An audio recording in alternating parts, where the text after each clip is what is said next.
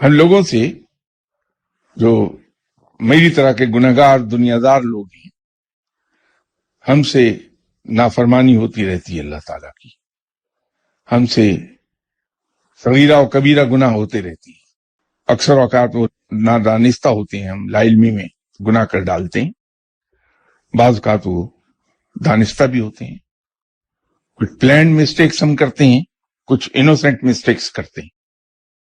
جب انسان توبہ کرتا ہے اور چاہتا ہے کہ میں اپنی کوتاہیوں کے اثرات سے باہر نکل جاؤں، یا جہاں انسان کو یہ خدشہ ہوتا ہے کہ رب تعالیٰ مجھے جھٹکا دے رہا ہے میرے کرتوتوں کی وجہ سے، تو جو شخص سورہ تغابن پڑھتا ہے